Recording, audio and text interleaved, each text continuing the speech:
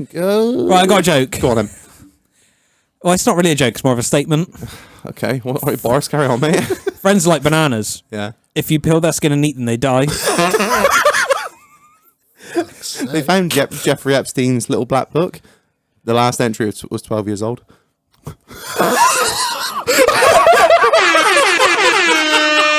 I'm just going to hit it, Reg.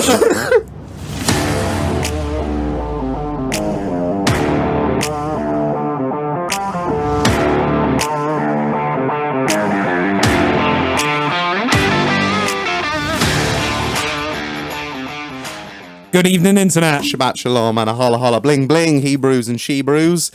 What the fuck is going on? Second night doing this. Second night on the trot, Marlon. Fourth pint. I'm fucking keen. Not hanging off the mic yet. No, I'm not. Hand on my cock. I'll give it half hour. I have a little scratch round here. You find anything good? No, I haven't. Marlon, who have we got on tonight, mate? So we have Who the Fuck is Oliver Giles on tonight. Mate, thank you for coming down. How you doing? I'm all right. Yeah. You? Yeah, I'm very well. I'm vaguely pissed now. So I'm having a lovely time. Just been dealing with podcast shit before we started recording, as you well know. It was fun. Now you have an insight as to what we do. Yeah. These fucking idiots only do 2 hours of podcast a week. Must be easy. Oh, shag. Well, look, if I get that and sleep. Yeah. Fucking sounds like it and all. So, Drive, how's your fucking week been, mate? All right? Oh, yeah, it's been quieter than I wanted it to be. All right. But other than that, drink beer, sleep. I rang him earlier, right? Just to get, I was doing a bit of guest research, as I said to him. I was like, you might just think we're a bunch of fucking idiots, but I actually do a bit of guest research. I had a little chat with him, just get a sort of a vague lay of the land. So, how you doing, Drive? All right? Is it you working this morning, you said? Nah, just on the sofa drinking beer, and I... Living a fucking dream. Shag, it's 1 o'clock. Where the fuck all else to do is that? Allegedly. Yeah, allegedly. So it's been chill then? Good week? Yeah. Well, I was in France until Monday. Got back Monday. Yeah? Picking up low carriages. And then, ain't had nothing since. We're just, living your best life. Yeah.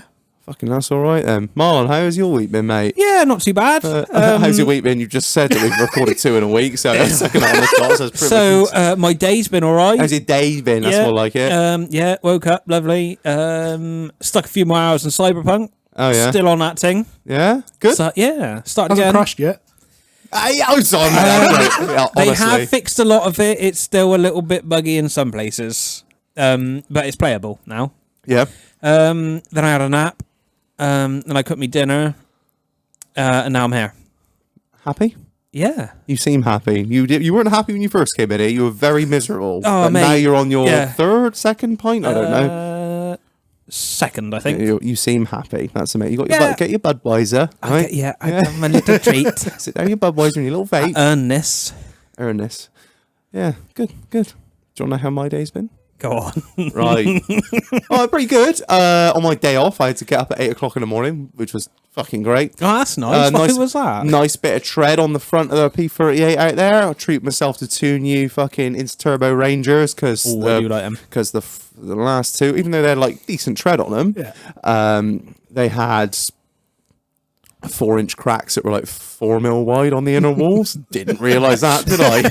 Oh, finger in the cords there, like. Oh, honestly, it was. I had no idea how bad it was, and so I had to get 2 new ones clagged on the front of there. So yeah, that's all good. She's ready for winter. New transfer box. All the lights are working, and the tires are on. So I'm just praying for snow now. I've done all this effort because everyone kept saying, "Oh, when it snows, you look like a cunt if your transfer box is wanked and your tires are bowled, aren't you? With all those lights and nudge bar on there, aren't you?" Oh, yeah. And now I've gone to all this effort. It won't snow, will it? No. You know the score. So yeah, I did that, and as you probably heard on last week's podcast, which was yesterday, allegedly for us, a little look behind the curtain there at what we're up to. Marlon, I don't know, you wouldn't have heard, but what I did yesterday was I accidentally put my Samsung Galaxy Buds in the washing machine. Fuck your life! Bing bang! So, after we finished the podcast, I went in and saw Doll and I said, how's them fucking buds looking? She said, well, they were in there. I was like, oh, shit. So I put them in the airing cupboard. I didn't put them in rice. Yeah. Because everyone. Well, the thing is, if you put it in rice, the little Chinese people will come out and fix it in ice. I thought that was the thing. Is that racist? It's not it's so. borderline. A qualified man here says no. So yeah, I've just opened the little case and it's changed to that. What is going on? Yeah, so I went to go check them in the airing cupboard, and the little red light was on the charging case. It was flickering, so I was like, fuck, I think they're shagged. So the earbuds were out of the case in the airing cupboard. Bless her, she'd know what she was doing. So I put the earbuds in, and it connected to my phone straight away. And I was like, "Oh, shit!" There is a rubber seal in the case. Well, isn't there? Well, they're like IP76 something, aren't they? Waterproof, sweatproof, I think. And I put them in my ears. Fuckers played beautifully. I was like, "Oh my god, the buds are alive!" And I was like, "What if the charging case is dead? It don't matter if the buds are alive or not, does it? Because you can't charge the fucking things." You can borrow me case. So once a day if you want. Higher lease like balloon payment at the end or no charge. So and then I left it in the airing cupboard overnight, and I plugged them in I plugged them in on charge light come on. I was like, there is hope for these bad boys yet. Shit. I put the fucking earbuds in there because they were like 71% charge. Put them in the case, put them on charge. 100%. The fuckers worked. And the case is 100% as well? Everything works. What? So essentially what I did was clean them. So if anyone's got any Samsung Galaxy Buds Pro or Plus, I don't know what they fucking are, just chuck them in a washing machine dry. What temperature, boss? 20 on EcoCycle. Can we put them in a mixed wash or no? These colours don't run.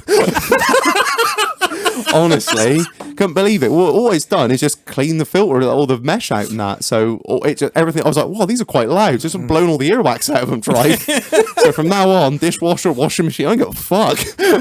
You check your pockets. What does it matter? The fucking notes are waterproof. So are the fucking earbuds. I always stand by Samsung's products. I was when I heard them banging around in there, I thought, fucked. But no, absolutely amazing. So yeah. It's been a good day. It's been good. I mean, I've been chilling. I'm watching a really good series at the moment as well called Archive 81 on Netflix. It's very confusing to describe, but it's fucking brilliant. I recommend anyone watch it if you haven't already seen it. It's legit. But yeah, so that's our week's done. It's been fucking good by the sounds of things.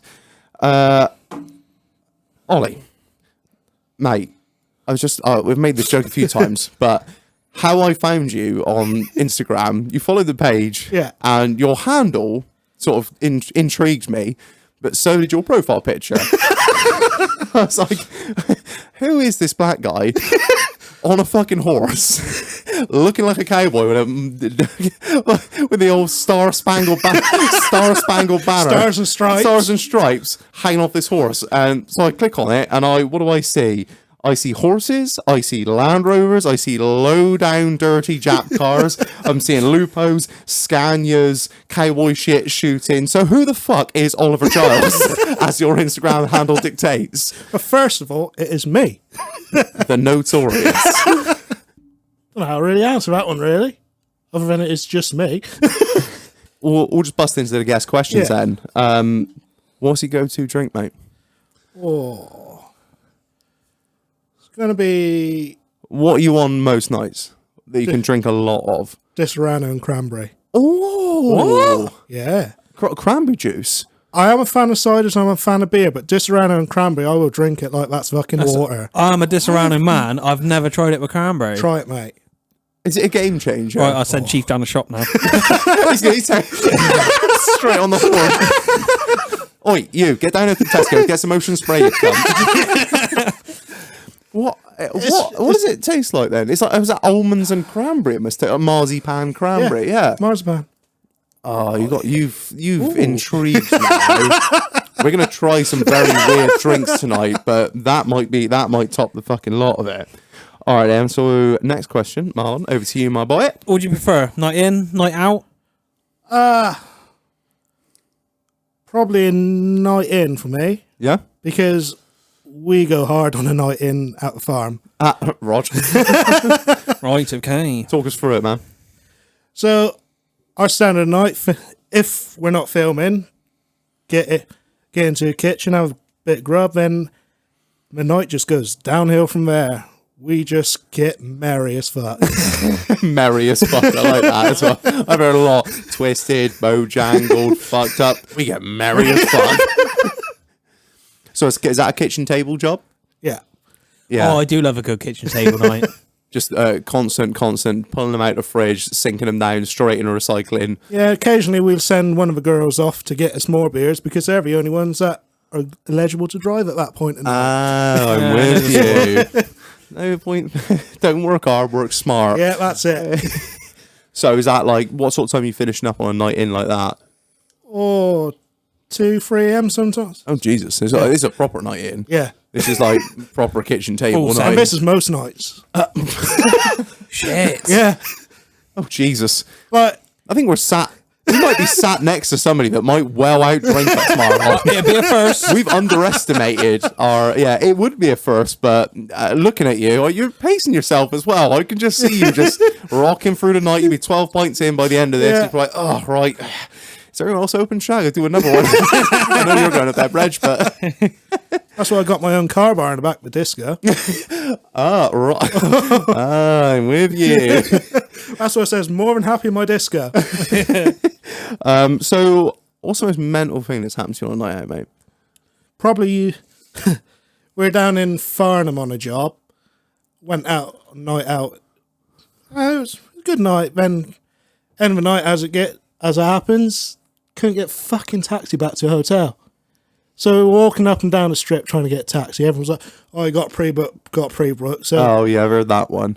Yeah. How far from the hotel were you? about 30 minutes What, walk or drive? drive. Oh, Jesus. But the guy I was with, thick Northern Irish, proper. Well, you say he's from the IRA, but we don't know really. It's alleged. It's all alleged. All allegedly. So yeah, we were going up and down the street. Anyway, I just got pissed off at this point. Next taxi. Sorry, is it because I'm fucking black? Oh, shit. Pull that card straight out of the back pocket. And the guy looked at me. Oh, no, it's not like that at all, mate. Look, I'll give you a lift anywhere you want. It's on me tonight. Don't worry about it. It's like, fuck you. Mate, while I was with Brian, he's fucking pissing himself. He's never heard that card used like that before. I suppose when you're like Ian Beale, you've got nothing left. That's the only card you got left, and it's going to get you home. You just play it. I don't fucking blame you, mate. Fucking hell. That's fucking brilliant. Oh, man. The thing is, going on from that, is so much to cover with you. I mean, we've got... I want to start with Land Rovers Because that's where you want to start. Mate. Best vehicles on the road, mate. Ah, yes. We're on the No, phone. they're absolute pieces of shit. We were on the phone earlier, and he was like, be good to have another Land Rover fanatic in the doghouse. I was like, it's about fucking time, Ollie. Let's be having you. So, what have you had Land Rover wise? My first Land Rover's 90 TD5. Yeah. What year? 2001. Oh, it's one of the early ones then. Yeah. Vaguely Straight early, yeah. through on it, or no? No, she was standard. Oh, wow. yes. I've never seen a TD5 without a straight through on. That is, oh God. So you didn't have the CB aerial on it, and you didn't have the young farmers do it in wellies. One straight through, one No TD5. stickers. No. Just nice, clean stock. Yeah, Hard top 90. hard top. Yeah. Get the VAT back. I know the ones. That's the one. What else you had then? Then from that, the next Land Rover after that was a 200 TDI 90. Why the? Not being horrible. Why The 200 TDI is better than the TD5. Did you blow the head on the TD5? No, I didn't blow the head on TD5. We just got a really good deal on it, so sold it for a profit. Yeah, well, that makes sense. So my mum got me the 200 TDI when I finished school, just for something to run around in, and that was a death trap. They are, yeah. On a 90 hardtop, I split the chassis to 2 inches. What? A bit rusty. Oh no, it wasn't Russ. Just driving it like A cunt. Right. like the proverbial. Well, I can't make it sound any better than how I drove it. Well, I think it's how old were you then? 19. Well, there you go. Yeah, flat All out driving everywhere. fucking idiots, aren't Flat you? out with a trailer on. Oh. We used to get carrots for horses from a local what do you call them? Arable. produce place. Yeah. Then we get 4 big fucking wooden crates of it. We're about ton each, I reckon. Yeah. €10 each. Fucking happy days. Get 5 on a trailer. Oh shit. So Yeah. I drove that with a trailer on with no brakes, like you can't. yeah. So yeah, no surprise there was a split in the chassis. Yeah. So that one was dead to you then, I'm assuming. Yeah, spun round on the dual carriageway. Full 360. That's fun. In a car where the crumple zone is your face. Yeah. And what was the death of that one then, or was it just an accumulation of shit? I told it to back to the guy I bought it off. I bet his face was just like, what have you done? Look how they massacred my boy. He didn't look at it.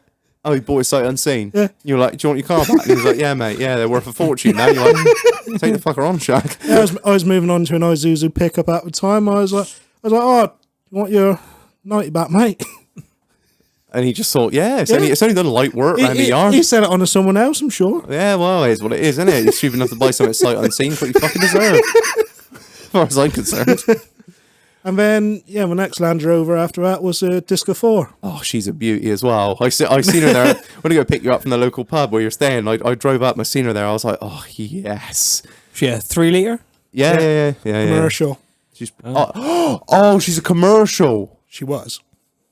For VAT, Allegedly. for VAT purposes, it's still a commercial. Yes. They're fucking rare as well, the commercials, and they're worth good money. I looked at buying one back along, and I pretty much couldn't afford it, is the middle and both ends of it.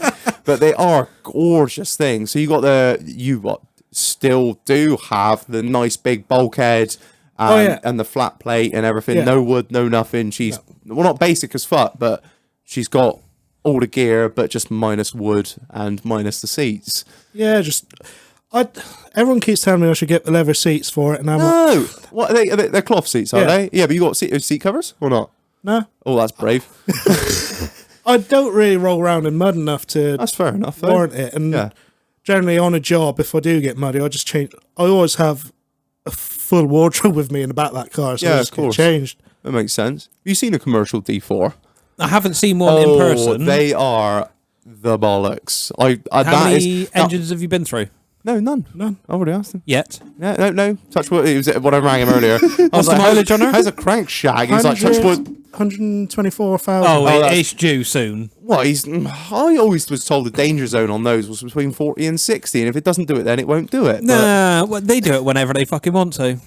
Well, you know what you're buying when you get into it. Like same with me with my two. I know their faults and I know what goes wrong with them. Don't get me wrong, I cuss like fuck when it goes wrong, but it's the life I chose. love 'em. Exactly. I love them, and it's the life I chose. So when it does go wrong, and I do eventually have to replace the gearbox in the black one, it's like, well, I knew it was fucking coming. So what am I going to do? Sit here and cry about it, or just fucking spend all my savings again on another gearbox? I think you'll do both.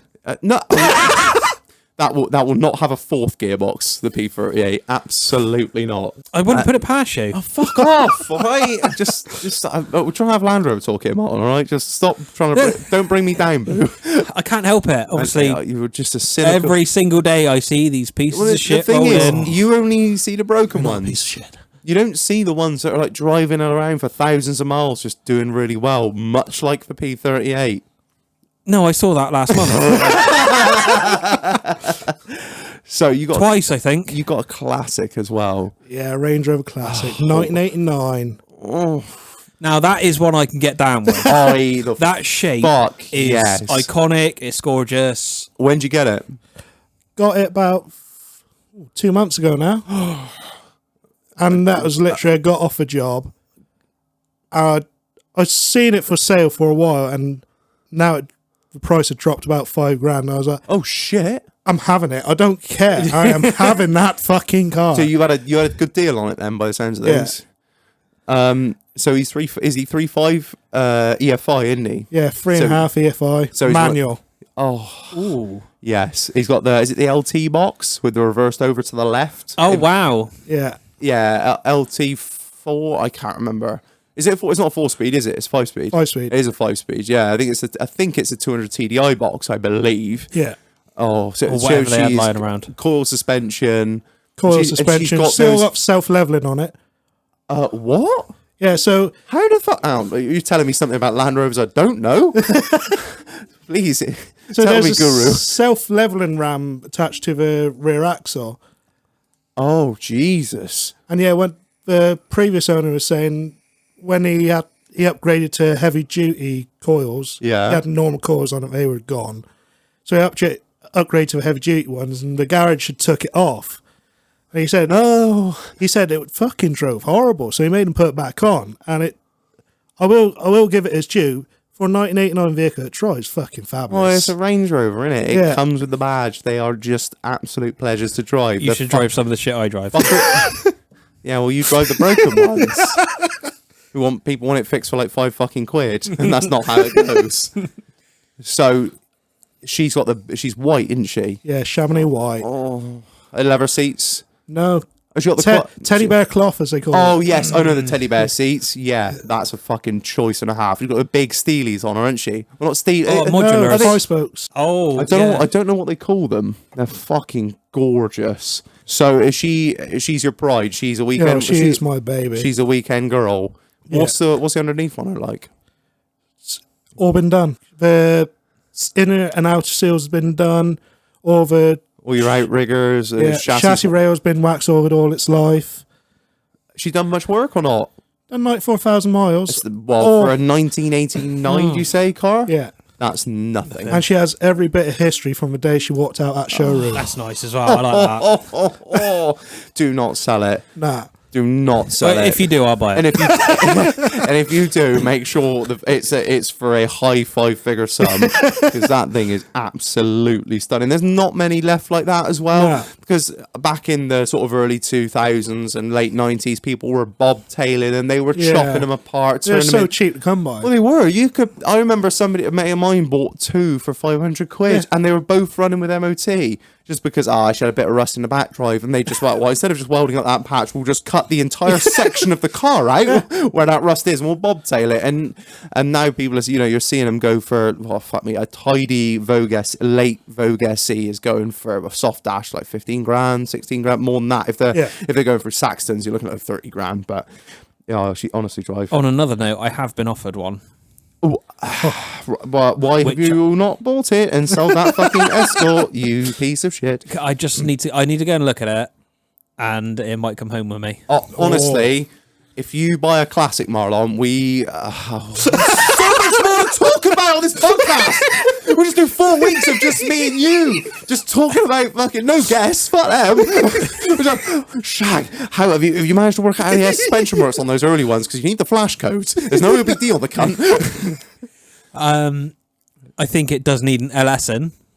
Yeah, well, that's a solid choice, because Overfinch now are doing I can't remember what Overfinch Heritage they call it. Yeah. I think it's £250,000, but they're putting the LS6 engine in there, I think. Oh, okay. And it's like 400 brake. So yeah, I mean, I do love it. I'd rather see a 5-litre in one, like a Jaguar Land Rover engine, but the LS is a bomb-proof engine. Yeah, and you can marry it to a nice transmission. Have your buttons instead of a shifter. And I've seen it done a few times on various different sort of what do you call them? Like people like Overfinch. What do you call those? Tuners, I suppose. Yeah, various tuners do it, and it's like your extension of the. Well, you can drop that. You can drop the classic chassis onto a D3, a classic body onto a D3 chassis, can't you? If you do a bit of work. Yeah, there's a company that do it. I can't remember who they are. They didn't put a good engine in the D3 though.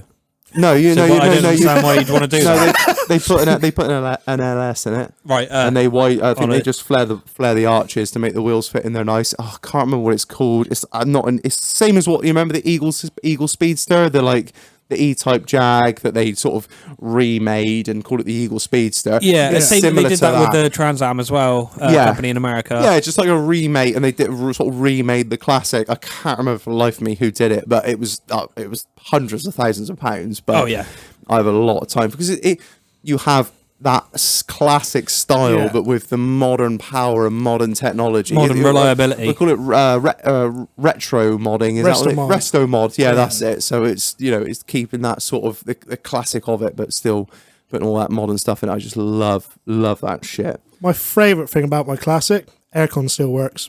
Wow. Is that on what's the early stuff, like 12A? Or is it on that's 3, over 4? my head, mate. Ah, right. I just know it works. Do you know what the sad part is? My old man's got a he's got a late model Vogue SE, like a 93, so the same, it was just before the changeover when the P38 came in. And it's got the Brooklands kit on it, so the nice deep bumpers, it's got the air suspension, the heated seats, and all that shit. And I drove it back from Liverpool when he first bought it, because we went up there. 7 cylinders. Honestly, I test drove it around Liverpool, right? It was right by the docks as well. And I test drove it, and I was like, oh, I'm in love with this car. Like this, he said, you happy with it? I said, I'm fucking more than happy. We're having it. So we had it, and essentially, you are leaving Liverpool, and as I left Liverpool, it ran on 7 cylinders, and it misfired the whole way home, 55 miles an hour back from Liverpool. I saw a hill. I was like, I'm going to slipstream this fucking lorry because it's the only way I'm going to get up it. But say that thing, it's absolutely stunning. I cannot get enough of them. I don't know what it is. I could be able to. It's that retro thing. Like I think we were born in maybe the wrong era. Yeah. Like with my Escort, I love that. The square, it's just that sort of real, shape. that boxy old school round shape. Yeah, it's just I don't know. I love the damn thing. But yeah, anyway, so that's enough fucking a quarter of an hour about Land Rovers. Thank God for that. Oh, fuck off! It's my only guess as like Land Rover as I am. So I still rate them more than a Land Cruiser.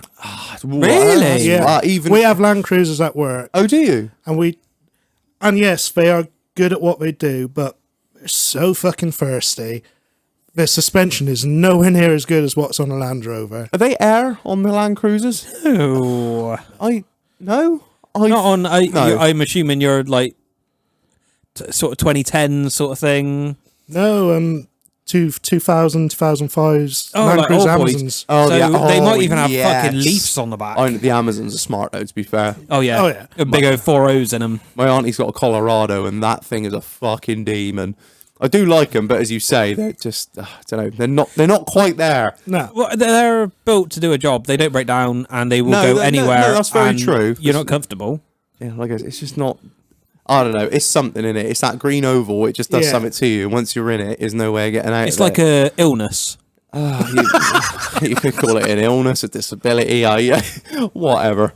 It's not about fucking Land Rovers. We could be here all fucking night just arguing. So, what is the Devil's Horseman? So, the Devil's Horseman is a company that provides horse and carriages for the film and TV industry, and they also do live shows for country fairs. In that sort of respect, you're a driver for them as well. Yeah, I drive a horse box for them. Right. So, what sort of rigs do you have as a company? Well, the oldest one we have is an old Volvo F10.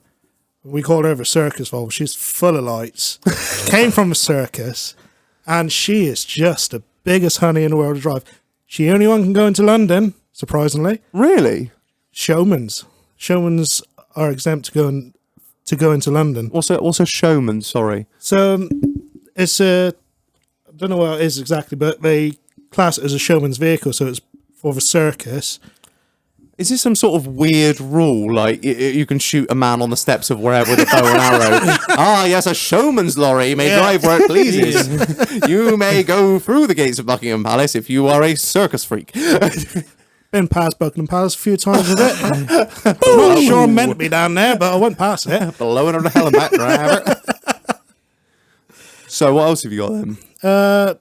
We got a couple of version 1 Volvo FHs. Got 2 Scanias, DAF, and recently Jesus. a man. You got a fair few then, because I mean, like buying the lorry itself is a big expense, but having the coach work done on it to turn it into a horse box must be horrendous. Yeah. So lately we've been using a company called TriStar in Wales. Yeah, for our bodies. I've heard of them actually. Yeah, they turn out some good bodies for what we need, and we don't need anything fancy. We just need something to do the fucking job. This isn't like an eventing show box where you've got like, I have a sauna and this is my powder room. We just got 9 partitions, place to put the tack, and a long ass rail alongside the tow horses too.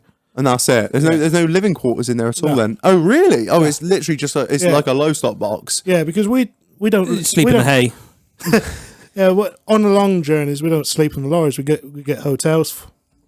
Oh, right, that's all right then. Yeah. Oh, so you got more space for horses, even fucking better. Yeah.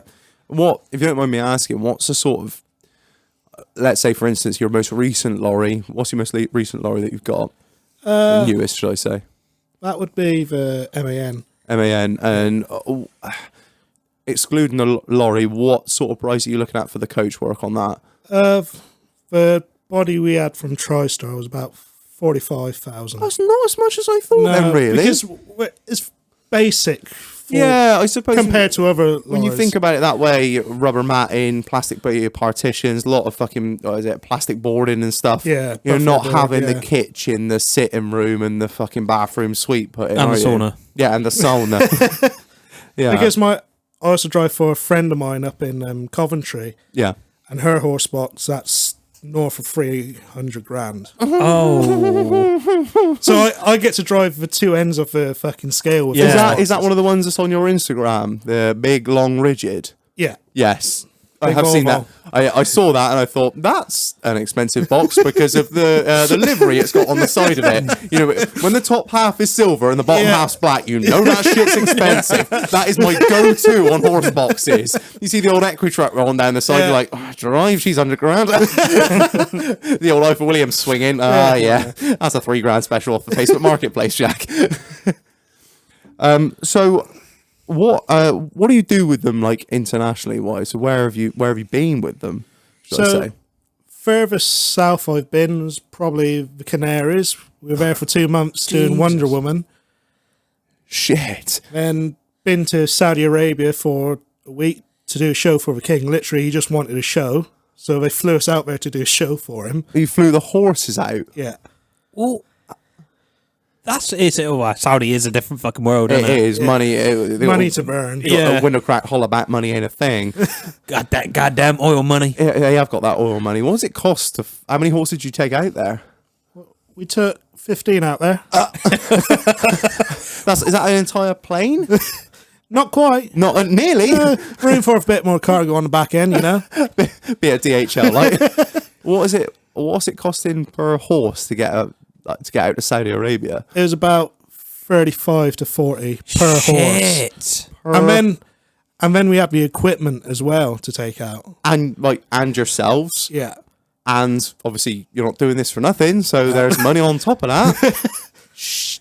Good God. So you're talking, all said and done, nearly, I guess, $1 million to do something like that. Wouldn't have much change out of it. And how long was the show? 40 minutes. What? Yes. Yeah. 40 minutes? Yeah. And then you're just like, right, pack up and... off we go. Quick turnaround. On to the next one. So he specifically requested you? Yeah, the Devil's Horseman. I guess he must have heard of you, or somebody advised him to be like... Yeah, so I think he found out about us through the people who run Olympia Horse Show. Oh, I see. Yeah, I know. Yeah. So that's how I think that's how he got in touch with us, through them. So did you just get a phone call from the... like, hello, I represent the crown king or whatever it is of Saudi Arabia. We require you for a horse show. It'll be for 40 minutes. Let's know what the fucking bill is, driver. He probably didn't even say it like that. So, I want you to do a show for me. Let me know how much it is. This is what day I require you there. Yeah. This is my billing address. I might not watch it at all. Who knows? Yeah. I get the impression that is the kind of thing. It'll happen. Oh, but the king had to go and do something else for 5 minutes, so he wasn't available. So go shag one of his many wives. Yeah. We're on the same fucking wavelength there, aren't we? What's it like moving around like live cargo like that? I mean, obviously we've had livestock hauliers on before, shout out Dukes, but when you've got, I guess your horses, they're not cheap. No. So taking that into consideration, I assume that's kind of why the transportation of them is 35 grand a horse, because they're insured up to the fucking eyeballs. Yeah. And what's it like hauling something like that around? Is that something that's always in the back of your mind? There must be some risk. There's one thing that gets me with transporting horses is you can look after yourself, you can look after the horses as much as you can, but there's always going to be that one prick on the road that decide to pull out and then brake check you because you got pissed off of them and flashed them up. Yeah. You're like, mate, I got fucking 9 more lives behind me. I will happily ram you the fuck off the road. Yeah, this is going straight through your ass end, like. And allegedly, I have done that before. Well, I wouldn't blame you because like what's a bumper on the Scania going to cost you? Like, I don't know, £2,000 plus with bumper and paint, if that, maybe more. Oh, I was lucky. This was on my own truck. I had a light bar in the front of it. Light bar took the damage, didn't damage the front of my lorry at all. That's what I mean. Or are you going to fucking slam on the brakes, put all those horses into the fucking partitions, and one of them sprains itself, breaks its leg, and then you're talking, and because you've done that, it's not like you can charge matey that fucking brake checks you, is it? Just, hands off the wheel. Hands up, baby, hands up. I had to blow a horn somehow. She was on a chain mat. I don't fucking blame you. So, you're not just a driver, you are, would you say, a stunt rider? How would you classify yourself? I was not a stunt rider because I don't get paid their wages. I'd love to be paid their wages. I have doubled a stunt man. Right. Didn't get paid his wages though. Oh, that's nice of him. So what would you classify yourself as a rider in the TV and film industry? Probably just your generic background, really. I don't want to be up there in the front doing all the big stuff because then whenever you got to do reshoots, you always got to go back for them, and it's like, it just fucking drags on. You want to get on to the next job sort of thing, Oh, I know what you're saying. But yeah, it's like... So, with the rider stuff, how'd you get into riding horses? I mean, did you get the truck driving job because of the horses, or did you get the horses job because of the truck driving? I got the driving job because of the horses. So you learned to ride first, obviously. Yeah, I was born into it. My mum and dad... My dad used to show jump. He trained...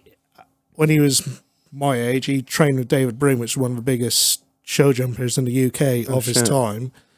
So my old man used to work his young horses and then went off, done his own thing, met my mother, and I was just born into the horses. I show jumped internationally myself, competed. I do miss it, but I just don't miss the people involved with it. God, tell us a bit more about that. Because I, through my wife, I have an insight into the equine industry. She's done show jumping, eventing, and all that shit. She's got a lot of friends that are right balls deep in it. And I've met some of the people, and I would classify the ones that I have met as cunts. Yeah, pretty much 99% of them are. Once upon a time, you look at the horse you were and say, oh, that looks like good fun. They're big friends with everyone. Everyone knows each other. As time has gone on, everyone just is out there to bury each other just so they can get one position ahead and a prize given, Right. And that's where you had enough of it. Yeah. Like, because as I grew up in Ireland, but I was still an English citizen, so I could come over here and compete in the British classes. And that pissed a lot of people off. Because why is that Irish rider coming over here taking our prize money? My response was, well, you should just get better then and beat me. Yeah, I should say. It's a competition. Yeah. Well, it's not my fault that I beat you. Yeah. Yeah, exactly. I'm not being funny. Most horse riders are skinny older men, or they are very slight young women. Yeah. Shag, you are neither of those. You are a monster of a man.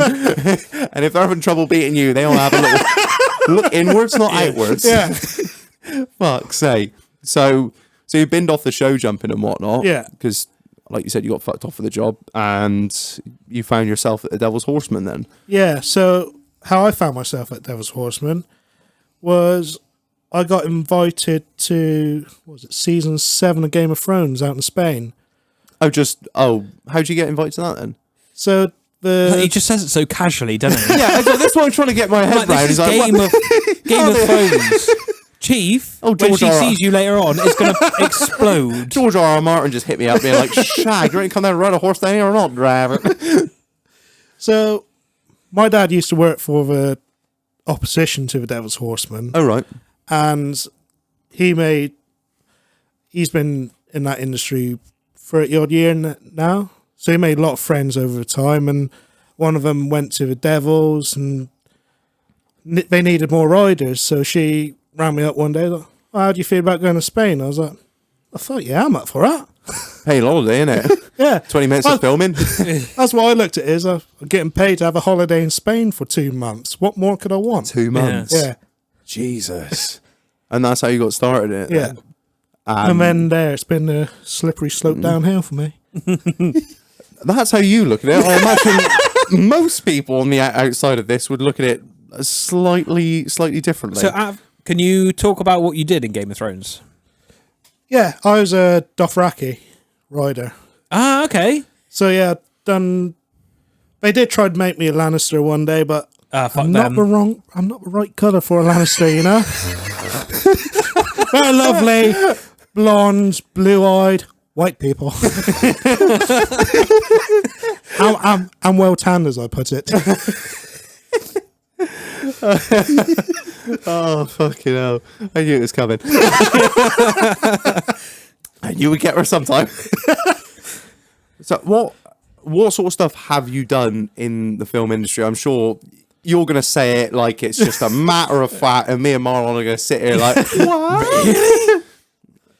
So, done both season 7 and 8 on Game of Thrones. 8, I was more involved in it because obviously, if you've watched it, there's a lot more of Dothrakis towards the end of season 8. So I was up there near the front because that's the look they wanted for that. And it's not, obviously, they're That's not it, just... when Drogo dies, They're not ringing you up for the horses. They're ringing you up for you as well to be on the horse, and you're all dressed up in all the gear and clobber. And it's...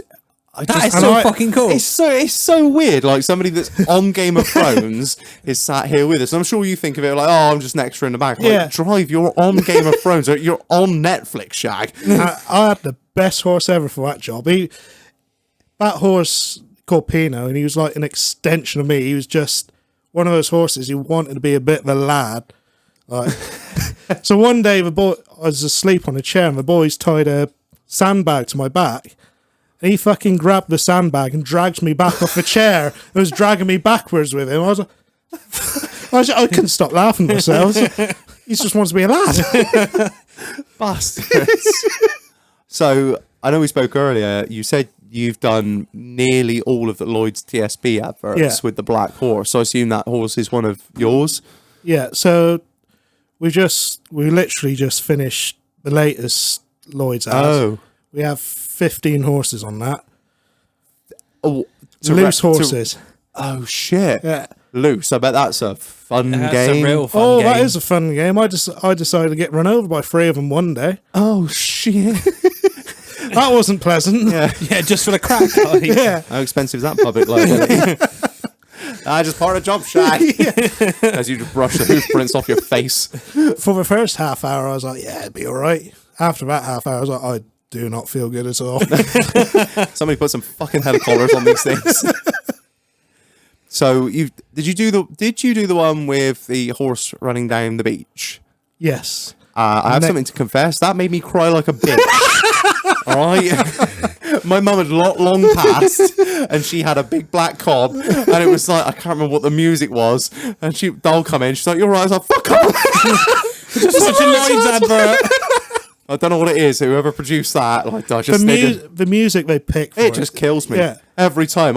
I'm there ready to on me NatWest banking app, just closing that shit down, swapping the mortgage over to Lloyd's. Like, you got me. It's not. It's a bank. They're money hungry bastards. Yeah. So you've done that, and what? Talk through what you've done, man. I don't really know how else to phrase it, to be honest. We've done The Crown. We've done both Wonder Woman. So you've done The Crown? Yeah. He's still just passing off. Slow down a minute. I fucking love you. Done like all of The Crown, or so the Devil's Horseman done all of Crown, but I done the last season on the floor for him. So that was with Helena Bonham Carter and Olivia Coleman and Josh O'Connor. Yes, fucking hell. I tell you what, Josh O'Connor and Olivia Coleman, my 2 favourite actors I've worked with. That was one of our questions later on. I was going to say, like, you've always got favourites and people like that. Olivia Coleman sounds fantastic. She's just so down to earth and actually has a sense of humour, and she wants to get to know you as well and actually have a laugh with you. Because a lot of the time when you're holding a horse with an actor just sat there, it's like, you're going all day, it gets really fucking boring and repetitive. You're like, wish you could have a bit of crack with this fucker. Just instead of him just sitting there being like, oh, right, he's like in acting mode, going to do this, then back, then do this, then back. And yeah, I've seen Olivia Colman in a lot of stuff, and obviously she did Peep Show back in the early days. Yeah. And then she also did that Mitchell and Webb look as well, which was their sort of sketch show offshoot, and she just seems like such a fucking laugh. And I didn't realise she was a woman police officer in Hot Fuzz. Yes. Until she told me on that job. I was like, no fucking way. I've been around the station a few times. Oh, you know. Right, I think we'll continue this chat after the break. Number one, because I'm busting for a piss. Marlon's looking at me like, we're breaking now? I am desperate to drive. Oh, right, okay. You absolute piece of shit. I'll pick up where we left off. I am absolutely busting in my seat. It was a close tie-up between how interested I am about what you're saying and how much my bladder is going to burst. So we'll cut to a little break, get some guest beers, and we'll get straight back into it, boys. Right, we'll catch you in 5. Cheerio.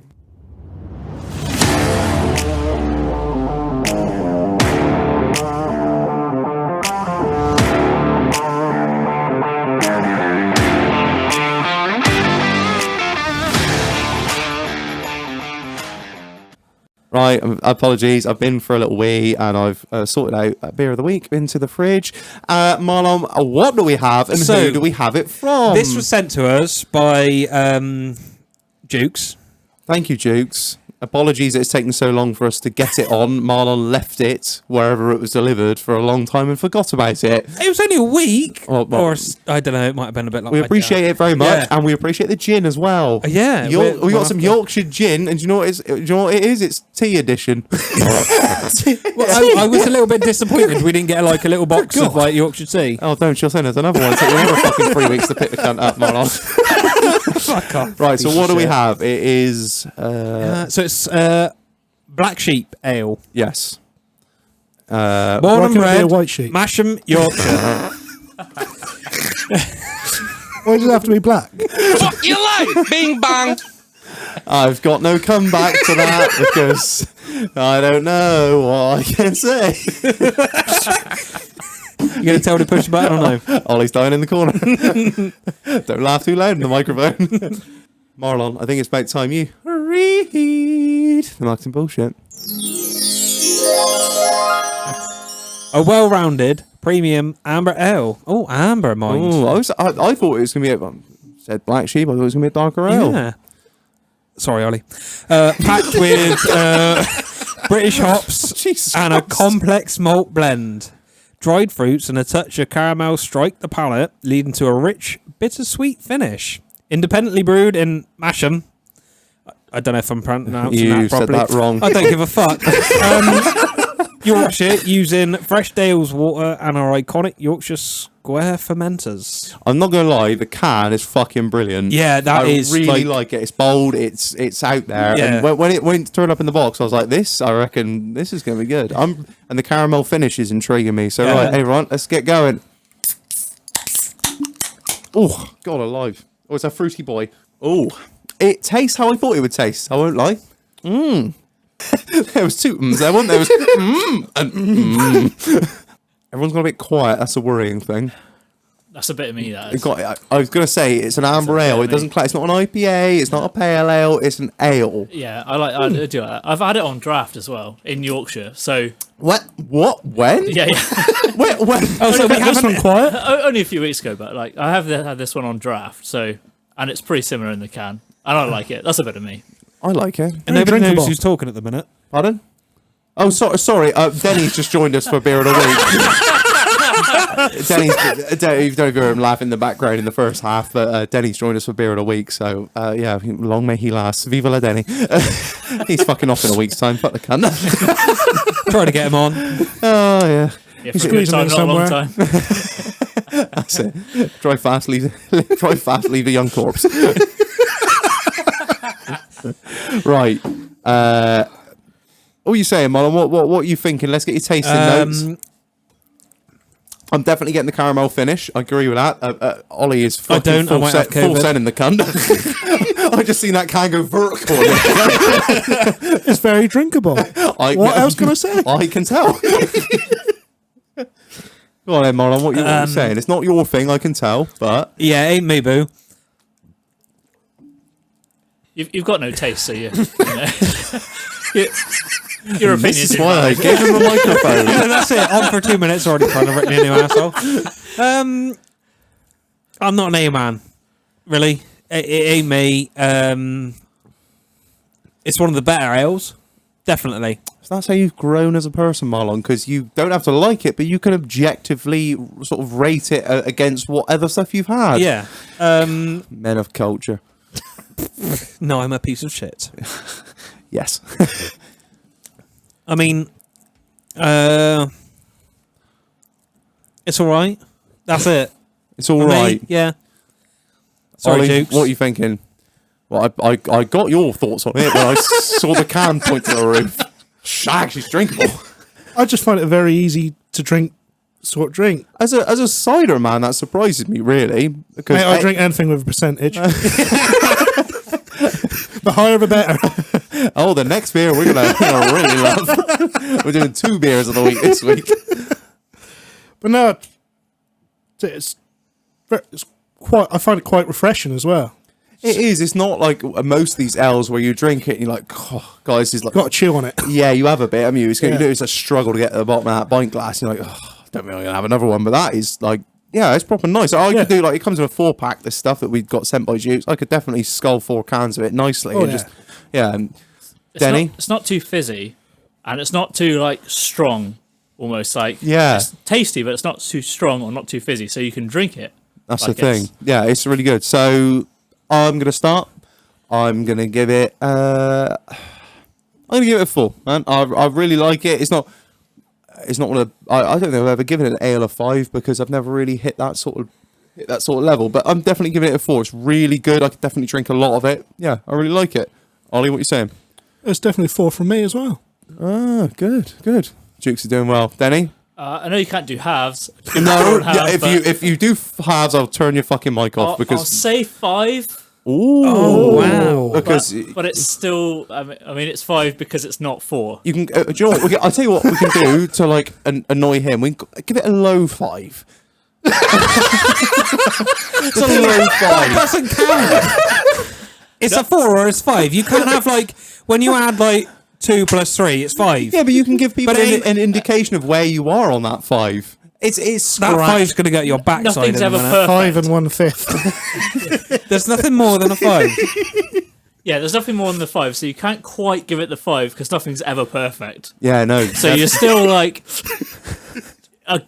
an okay 5, but not the full 5. He's given up. He's just No, he's texting now. it's a He's fucking just- 5. He's texting. He's It's giving a up. fucking he's 5. Get giving off your up- fucking phone, young'uns.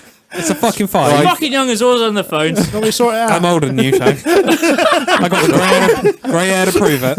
Put the knife down, Ollie. Sorry, it's just me instincts. Right. Fuck. Jesus.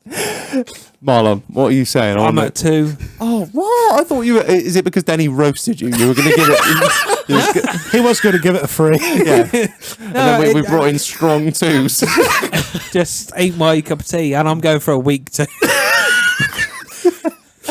Fuck your life! Bing bang! No, there's no weak. There's no strong numbers. All right, that's fair. You got man. 1, 2, 3, 4, 5. Okay. Yes, you've given us a very tight range to work within.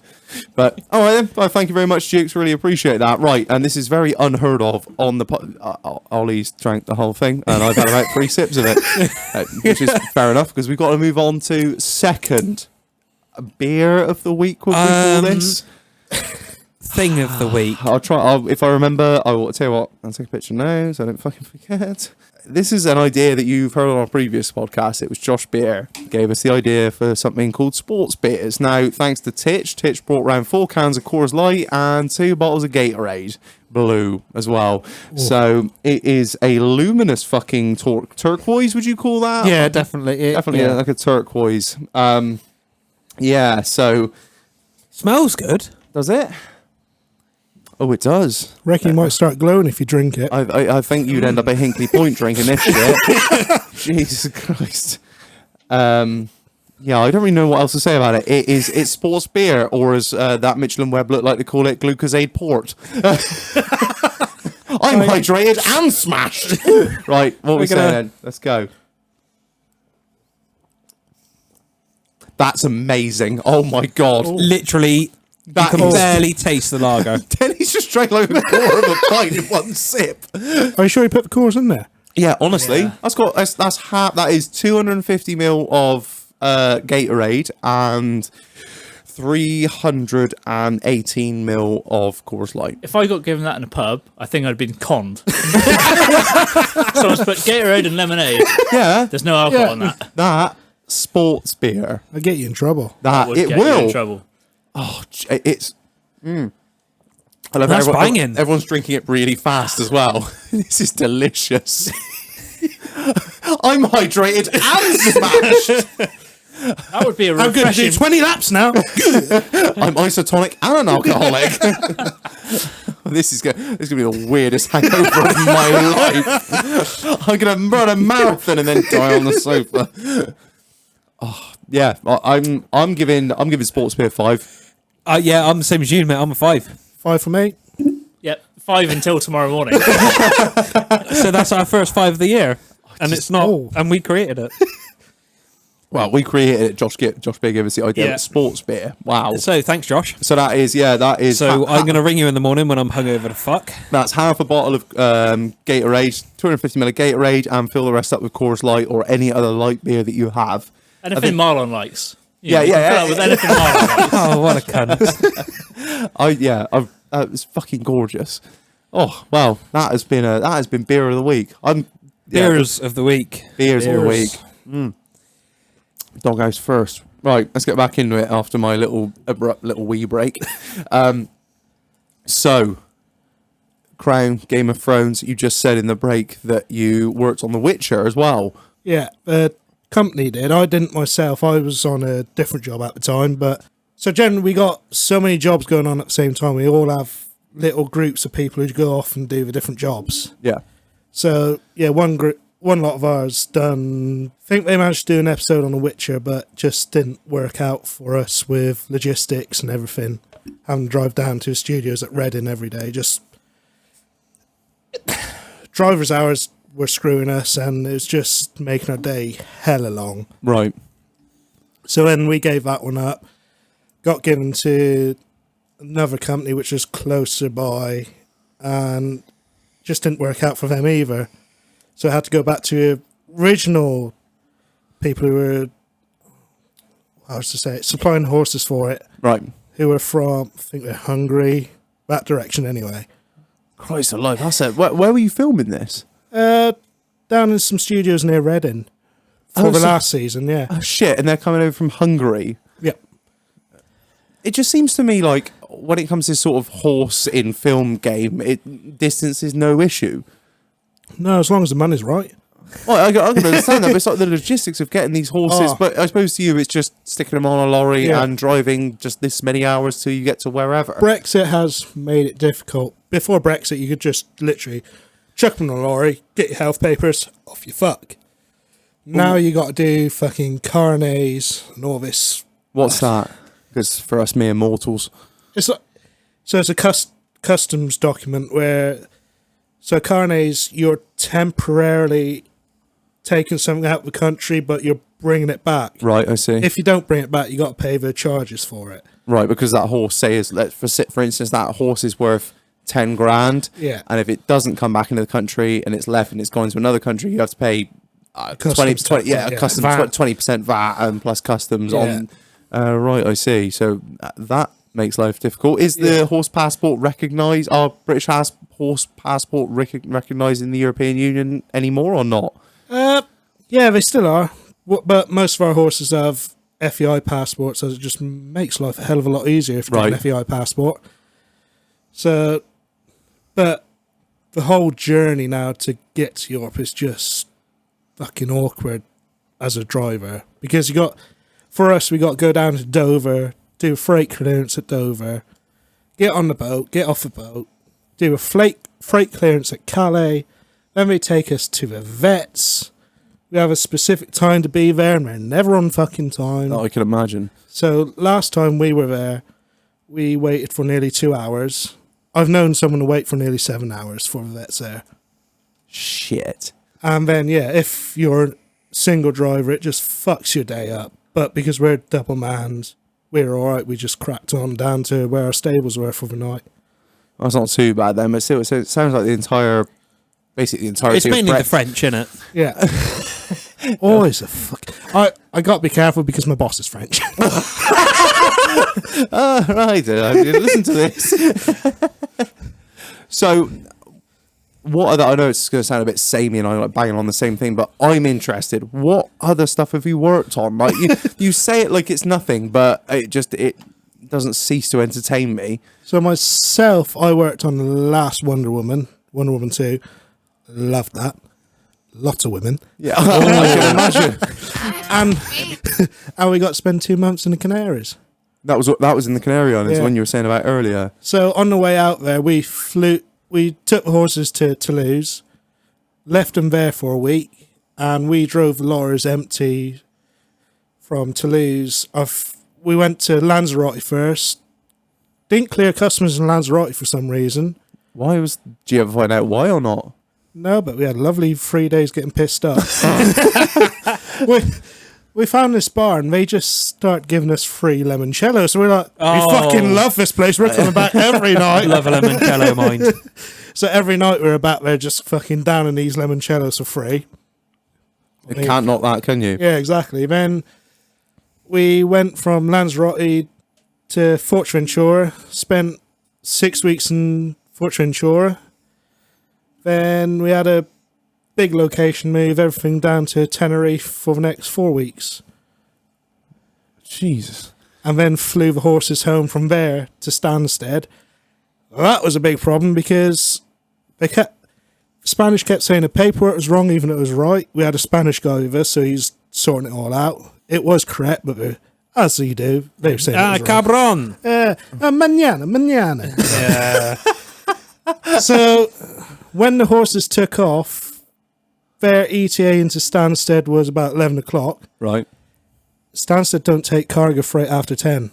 Oh, shit. And this plane we had at the time, flying horses, was an ex-Russian World War II bomber. So you're not going like, it's not a commercial, it is one of your This planes? particular job, they were trying to do it on the cheap. Oh, shit. So we had this ex-Russian bomber with no fucking guidance, no navigation shit. He's literally flying by the seat of his pants. Well, that's what the guys who flew the horses on the way down, they were saying he was literally following the roads on the way down. It's like, no. Well, what the fuck do you do when he got to the sea then? Do you follow a ship? Just follow the trawlers. So yeah, on the way, we were watching it on the flight tracker app, and obviously as you do, because it's got no radar, it just disappears off the map. You're like, Where's that gone? There's a lot of money's worth of horses on there. and all we were getting is, well, if it doesn't land at Stansted, it could either go to East Midlands, Birmingham, or Belgium. We're like, well, which fucking one is it going to? We got to get the horse box there, you know? Shit. I mean, it wasn't my problem. I was still in Tenerife having another day of fucking doing fuck all. But everyone was asking me. I was like, mate, I don't fucking know. And to be honest, I don't really care right now. I'm not paid enough to care. I'm having another night on the piss with no horses to look after. Can't fucking blame you, mate. It's going to sound a bit of a cringy question, but I'm going to ask it anyway. What sort of famous actors have you worked with? So, probably the most famous one I worked with, Matt Damon, on The Last Duel. Matt Damon. And Adam Driver. Oh, fucking hell. Yeah. What was that on, you say? The Last Duel. The Last Duel? Last Duel. Oh, The Last Duel. Oh, Yeah. sorry, yeah. Yeah, it just came out towards the end of last year. Oh, right, yeah. And lovely time on that. We spent, this time last year, we were out in France for 2 months. Lockdown happened.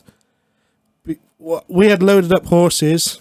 I put my car in the trailer behind the lorry because we were going to go to Ireland, me and this other lad.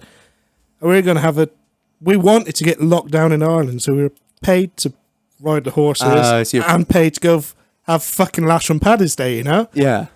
We're on the road, literally just got to the end of the drive and they rang us and told us it wasn't happening. Like, oh, for fuck's sake, couldn't you just wait until we got there? Oh, shit. Because the thing was, for people who had flown straight from France to Ireland, they had to lock down in Ireland, so they still got paid for the time they were there. And how long were they out there? What was it? Nearly 6 months. What, Fucking hell. they're stuck in Ireland. They're not Yeah. allowed to leave because Yeah, Matt Damon was in Ireland the whole time. what? Yeah. There's like every time we went out, obviously people would see him and like, what the fuck is Matt Damon doing in Ireland? He was locked down there for a film. Were you still allowed to film or not? No, so So you're not allowed to leave, but you're also not allowed to work. That sounds good. Well done. God. So yeah, we couldn't do anything until that first lockdown had finished pretty much. And then they had to get all the insurance in order to do all this fucking COVID bollocks. Paperwork shit. Yeah. Yeah. I had to get tested 3 times a week, temperature checked every day. Jesus Christ. It's still like that now, so every job we go on, we still get tested 3 times a week, temperature checks every day. For us, we don't think about it anymore. We just get It's, it done, it's a do the normal job. thing. Yeah. But like some people who get in just to do a day for us, and they're like, fucking bullshit this is. Here's what it is, mate. Yeah. We get Best paid get for it. paid or fuck off. Yeah. So what's Matt Damon like? Oh, he is the loveliest guy I've met. Does he sound Really? Yeah. He's down, like Olivia Comedy, very down to earth person. Oh, first day we met him, we were mucking out horses in the stables. He came round, asked us our names before he introduced himself. I mean, it's because most people we know who you are. You don't need to introduce yourself, you know. No, of course not. But the fact he asked us our names, and he still remembered our names down the line when we were out in Ireland filming. The thing is that, So that he gave a shit, didn't he? Yeah. He wanted to know who you were. He likes to know who he's working with. I'd like to think if you're a bloke like Matt Damon and you go to the effort of like learning everyone's names on set and taking the time to speak to them, it would make your life easier as an actor. Yeah. Because, you know, if there's anything more you can do for him, because you're like, oh, he's a sound bloke, he's not a fucking twat. Yeah. Like, oh, you know, I'll tack his horse up and make sure I don't fucking jab it up the ass before he gets on it. If he'd have spat in your coffee before you tack the horse up, you'd have given him a little poke in the ass. Get out there, fill the fucker full of sugar before you let him on there. But not being funny, it's like you're working with them. So some jobs they'll run 3 to 6 to nearly a year sometimes. Really? Yeah, and if you're working with them all the time, it just feels nice to yeah, it makes actually it be so able much to easier. It converse just with makes them. life easier. Yeah. Just if you just, you know, on a human level, on a personable level, Yeah. just be like, oh yeah, If you can have a all crack with them every day, you know. exactly. It you know makes work seem less like work. I expect. What's working on set like? Is it very much you're here all day and you do 20 minutes of actual work, or Sometimes it can be like that. Sometimes you can be flat out all day. it's luck, And it's there's luck of the days draw? where I've done nothing at all. We've turned up to a job and just sat at the lorry all day. That is, I've heard that from. I wouldn't say it, not about the film industry, but Yeah. sort of stuff like that, where you get there and you're waiting to do something, and they're just like, "Oh, we didn't get around to that today. You're right Yeah. to come back tomorrow." You're like, "Well, I'm getting fucking paid, of course. I don't care." Like we started last year, well, this time last year actually, we were in Wales doing Becoming Elizabeth.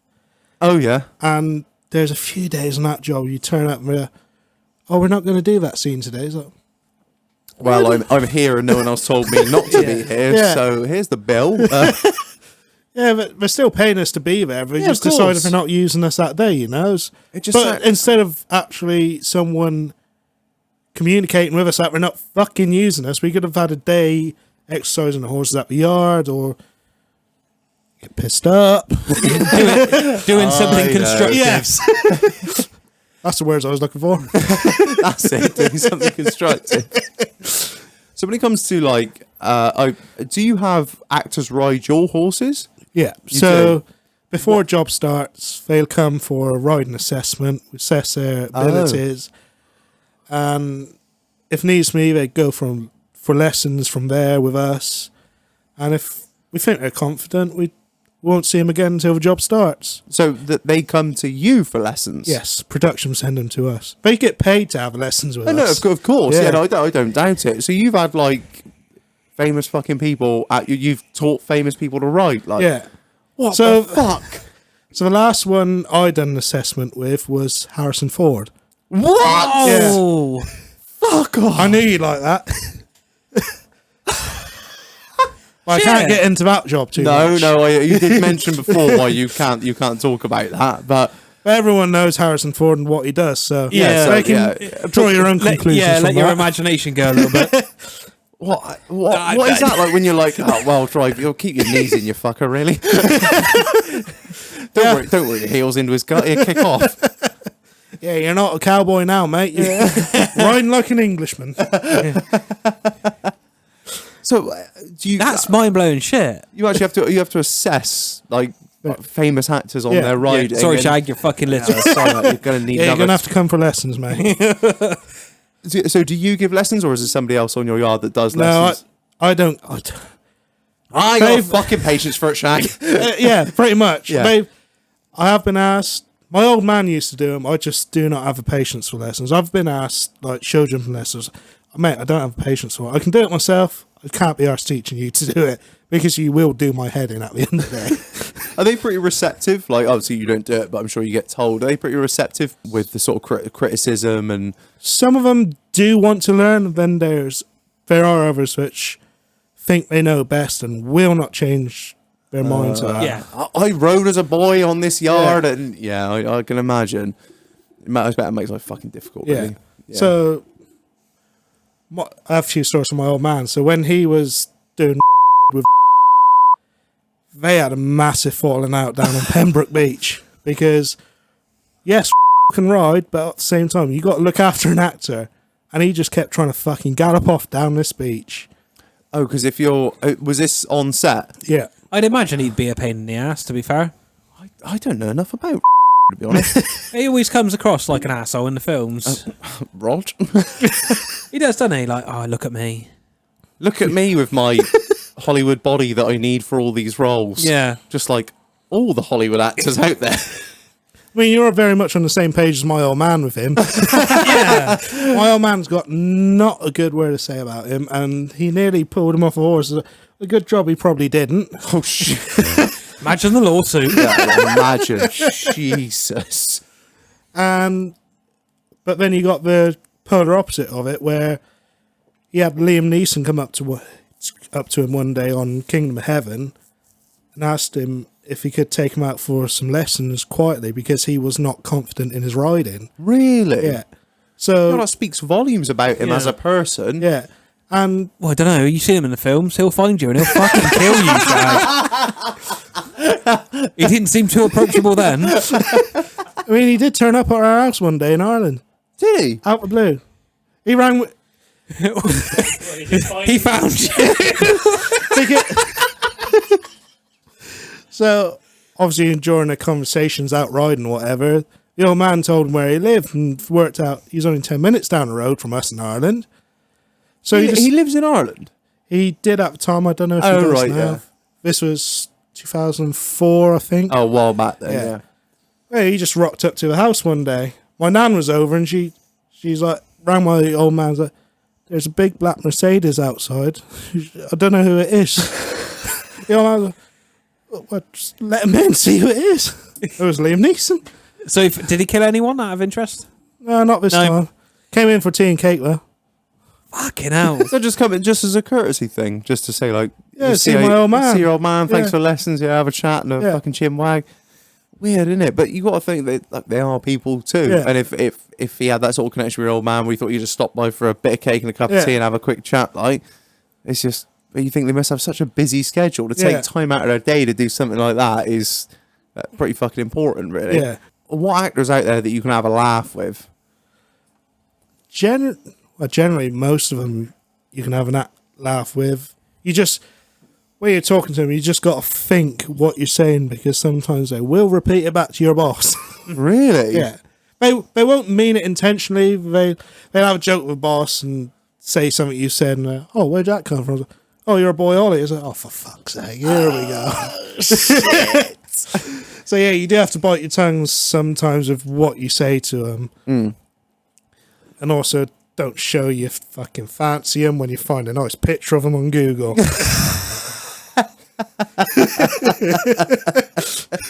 Right. Because that news travels fast. Oh, I bet it does. So being on set, like, what, generally speaking, cast, crew, directors, are they quite understanding of working with live animals, or do you get like,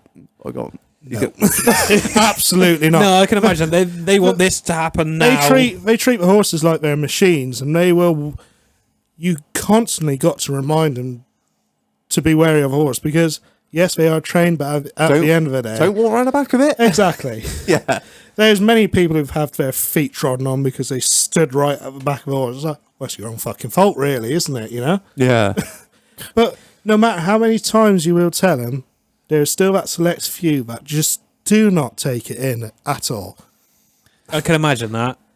It's like, at the end of the day, it's an animal. It's not a person, Yeah. and you can't just when it has to redo the same thing 5 times for a take. I expect it gets a bit bored and a little bit antsy and a little bit pissy. And when the horse really does, I'm not saying your horses would do, but if a horse were to throw a pissy fit, I can imagine the director being a bit like, for fuck's sake, like, oh, can you not just like get that horse? Yeah, they just don't understand. I've been told this by a couple of people that not do what you do, but have done filming with animals, and I've done filming with animals before. And they're like, oh, can Your we just... sex tape didn't count. That pig was drugged. That was so fucking quick. You can't.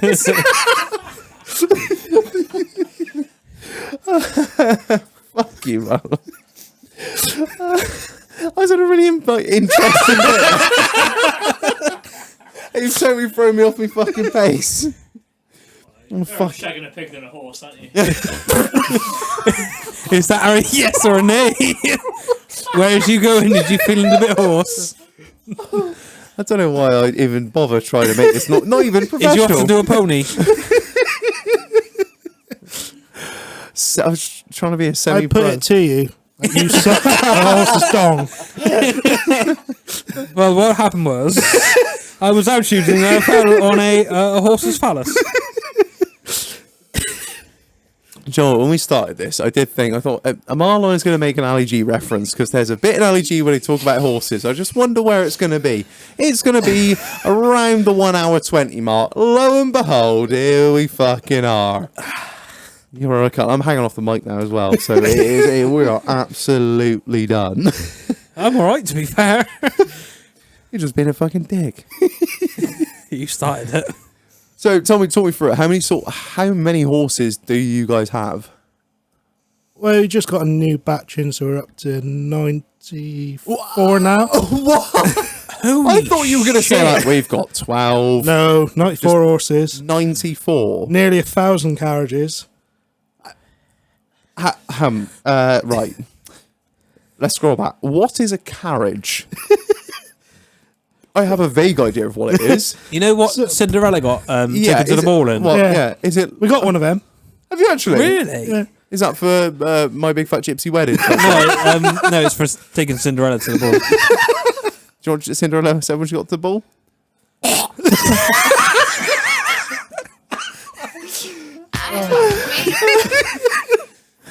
It's degenerated. So what? Call me a fucking idiot. You've got 96 horses, which is an obscene amount of horses as far as I'm concerned, and 96 more than anyone should have. But why have you got 1,000 carriages if you've got 96 horses? So we have a carriage for every period of history there. So we got medievals, we got your modern coaches, Victorian, Georgian. That can go all through the years. And you've got a certain amount of each of them should you need them on set. Like, dare Jesus. I even ask how much each of those is? Are they all? Are some of them original? Are they all like? Yeah, there's repops? some original ones. What? There's one original one which we bastardized for a crown, to put it politely. That was an 8 grand carriage. Shit. And they wanted it like that, so you're Fuck like, your right, life! Bing bang! this original carriage is having gold paint. It is getting that cut off, that stitched there, and that, yeah. Oh, they're paying you the right money to do it. And Yeah, exactly. No two ways about it. But it's original. You can't buy another one. Smart. We can make another one. Then it's not original. It's fucking repot. That's called forgery.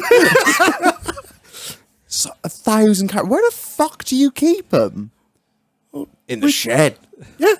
We just put, if we run out of space, we just put up another shed. I like that. We got 2 Polish lads, knock one up in a week. I'm not joking. They can get a shed up in a week. I bet they can. Oh yeah, I've worked with blokes that like that. They can bang your frame up, job done. Bit of roofing. They're not scared. No nets, no nothing. Fuck them. So you got 97 96. You say 97? Yeah, 96. 96.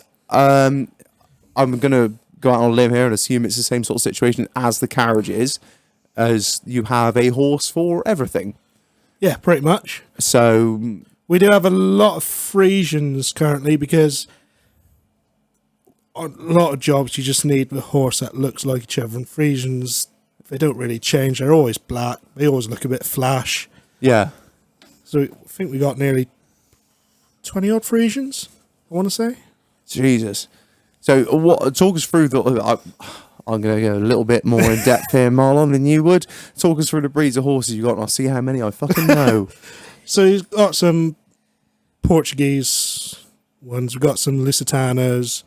I've heard the name, don't know what it is. We've got some Percherons, I know Percheron. crosses. I don't know what a Sounds cross posh. is. Frisians, Andalusians. Yeah. Do have the odd. I think we've got a couple of Irish draft horses. Do you have any heavy horses or not? All the heavy horses we have come from Lithuania and Hungary, and they would have been used for forestry work. Oh, fuck me. Or for pulling the logs up and down those slopes. And I mean, they are chunky fuckers. thick- They can't boys. stop them. So you have a horse for everything, Yeah. basically. Yeah.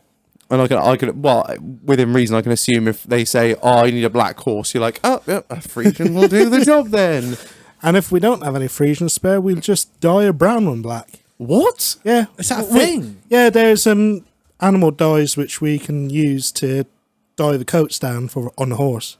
Like, we've run out of black ones because they're all out on another job, but we've got this brown one, but he can be black by tomorrow for you, Yeah. Shag. Yeah, pretty much.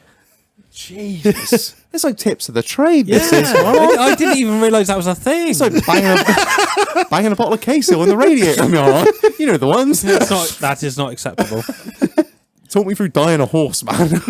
Oh, it's one job I try to avoid at all costs. I bet the horses love being dyed. I bet it's like their favourite thing. Oh, yeah, I bet you- they really enjoy that, don't they? yeah, and they love rubbing up against you because they enjoy it that much. So normally the people who do dye them, they come out darker than me.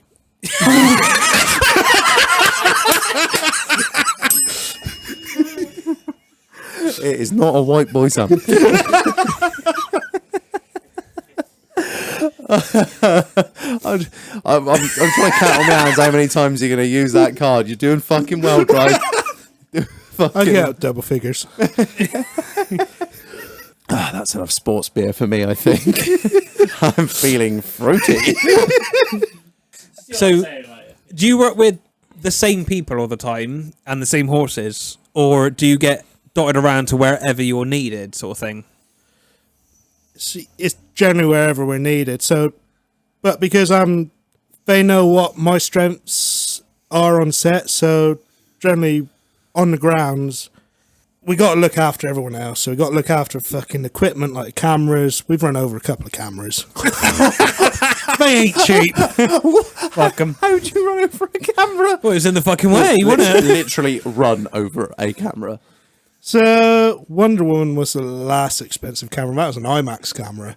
Oh, shit. Yeah, there's only, I don't know how many of they are in the world, but I think it's only single figures at the moment. Oh, There's one less now. There was at the time, yeah. They fixed it, I believe. Oh, really? Yeah. what sort of money does an IMAX camera go for? Well, probably definitely north of $1 million, I reckon. Whoa, I know what the fuck the cunt was doing on the Holy fucking floor in the first place. About 5 foot from the incoming tide as well.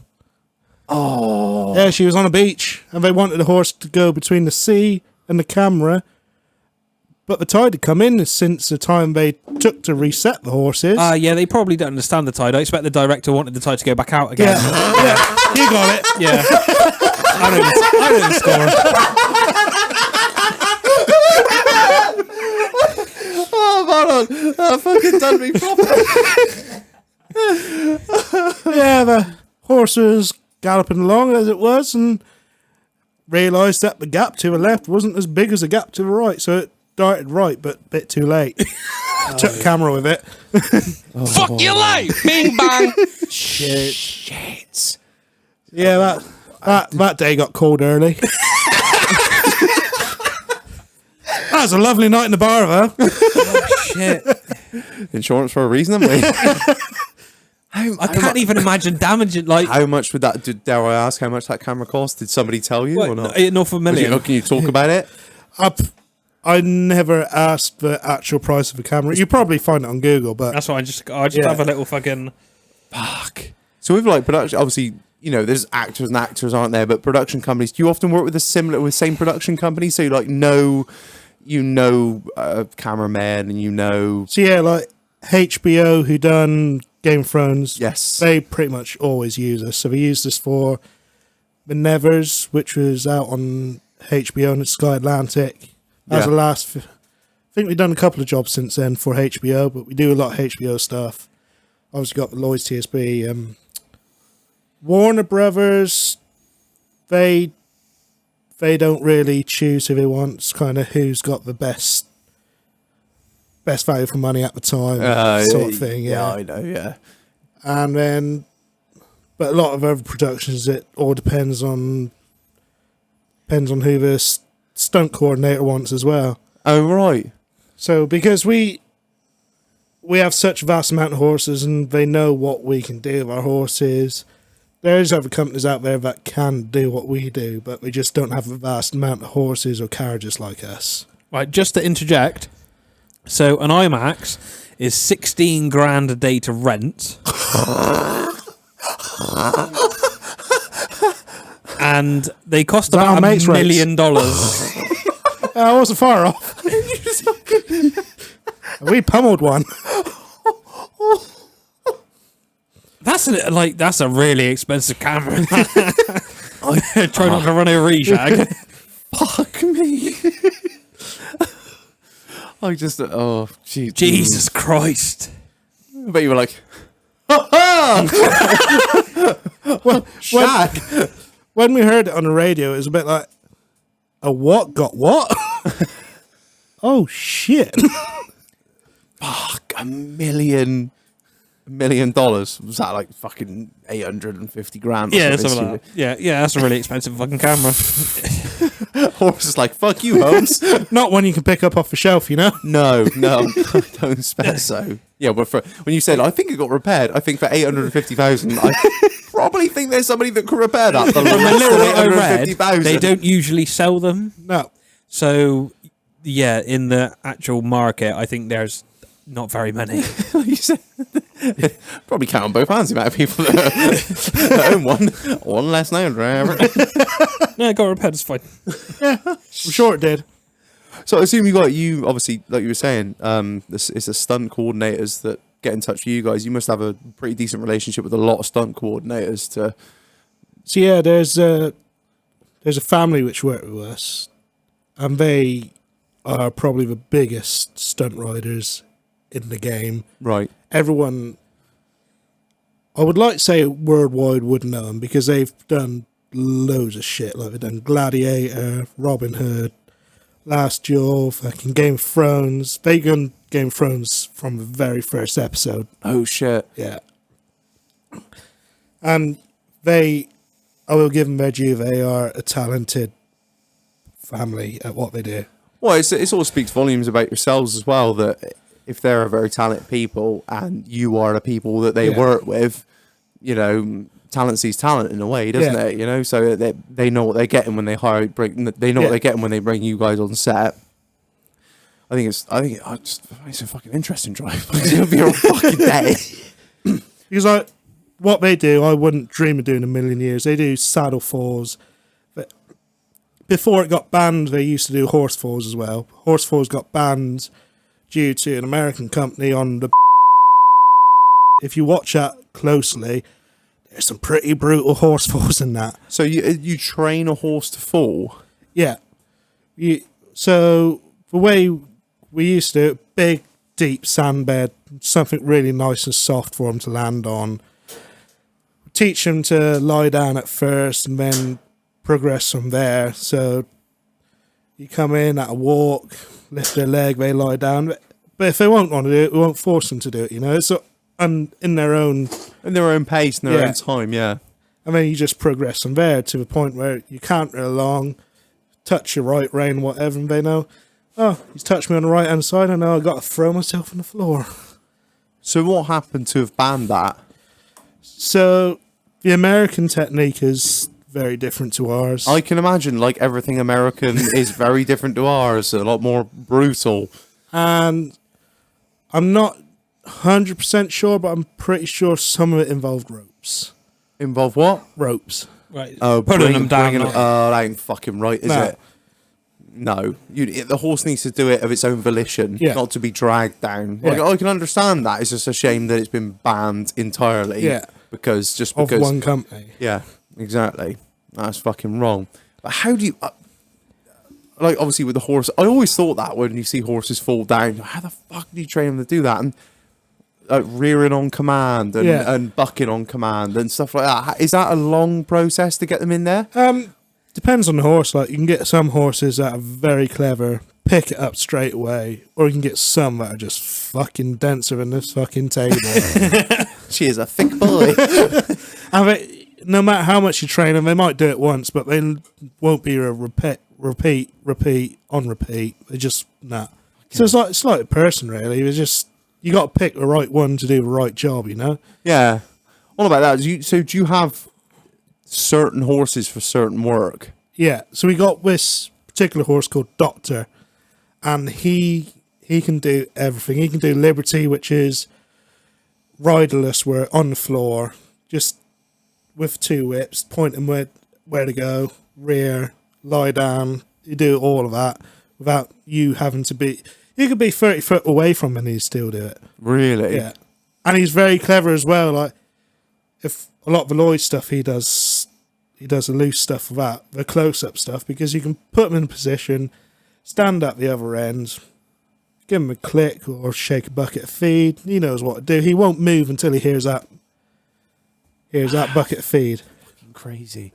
Knows that- exactly what he wants to do. Yeah. And Is that the kind of horse you use in the live shows as well? Because it's like not one take. It has to do it right on that day. Well, the live shows are a bit different because if you mess up, it gives a bit of a comedic value to the people watching as well. Oh, they kind of want to see you mess up, and Yeah. you can go, oh, funny. So the very first, I've done 2 live shows of the Devils, and then COVID fucked it all. Is that the picture where I see you with the American flag dressed Yeah. as a fucking cowboy with a 6-shooter on your hip? So that was my first one. I ran over a French bulldog in that one. My little bastard! It wasn't on purpose. The owner didn't have it on a lead and it ran into the arena. Ran straight under my horse as I was cantering round. Fuck. So I tried to fucking whip it round, but everywhere I moved. It moves. Yeah. Yeah, they are dumb. I won't So, lie. They're and then my fucking horse thick. started rearing up because all it could hear was fucking a squelching dog underneath it. Cunt dad or no? No, run off. Yeah. And that's the last you heard of it. Yeah. Roger. What happened after there is not my fucking problem. And then the next show was down in Cornwall, and they put me as a sheriff on that one. Yeah.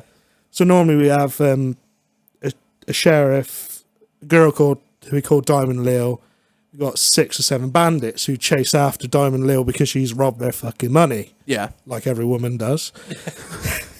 Fuck your life! Bing bang! So first time being sheriff, fucking Diamond Lil fucking walloped me around the back of the head with a bag. Like, actually walloped me. I went down like a sack of shit. So everyone watching absolutely loved that. They thought, oh, this is part of the show. This is fucking brilliant. That looked like it hurt. It fucking did. So then I just fucking picked her up, chugged her over my shoulders, pulled up stagecoach, chucked her in the back. Our commentator, Sally, who's she's one of the owner's mothers of the company. She commentates for all live shows. She never had that happen in a live show. She's a bit speechless. When your hype man doesn't know what to say, you know you're pissed. So off I get on top of the carriage, fucking shouting at Diamond Lil, pass with my fucking 6-shooter because our bandits chasing us. Shoot the first one. He doesn't die. I was like, I got 6 shots for 6 guys and you're still alive, you wanker. So I shot the other 5, and anyway, he gets up on the carriage. I've asked for the second gun. By that time, he's already on the carriage, ripping the boxers out of my fucking trousers. So we have this thing. Normally, whoever the sheriff is, they get their boxers ripped off them, which I didn't know about. So there's he up there fucking giving I a wedgie. But he followed through. He fucking ripped those fuckers off and was waving around like a flag.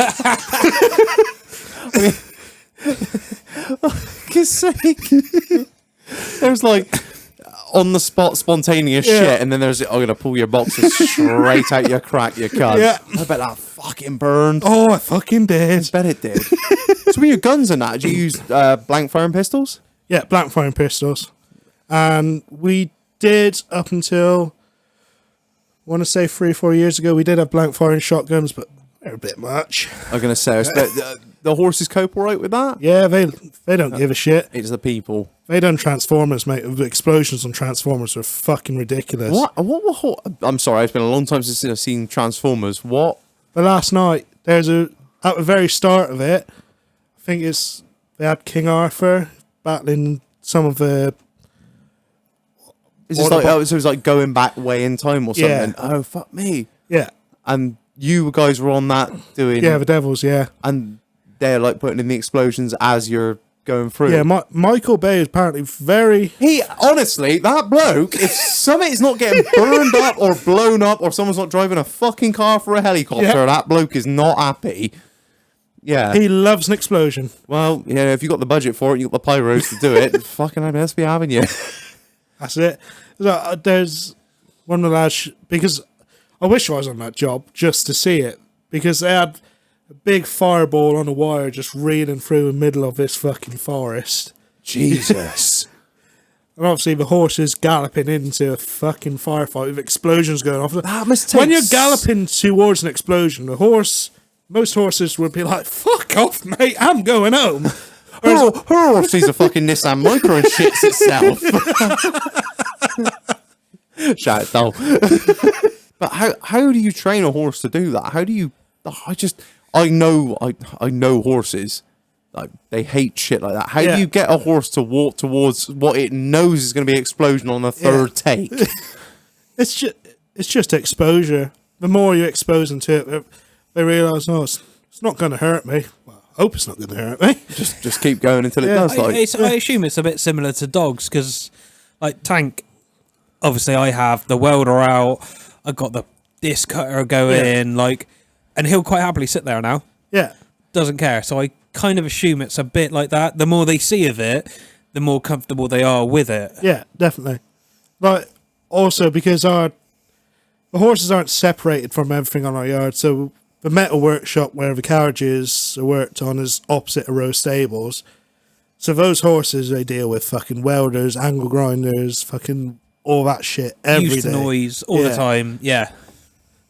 And then the rest of the horses, they just live out in the field, so they live out as one big herd, 150 acres between a lot of them. Everything just goes on in the background. They're not asked by it. That's it. It's what you're used to, isn't it? So they live as a herd? Yeah. So the stallions are the only horses that are stabled at our place.